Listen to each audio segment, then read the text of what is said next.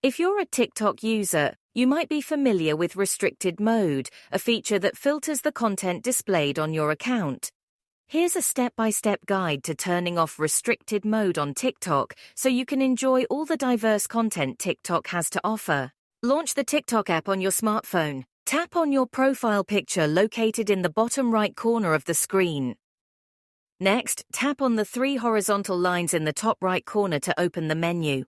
From the menu, select Settings and Privacy.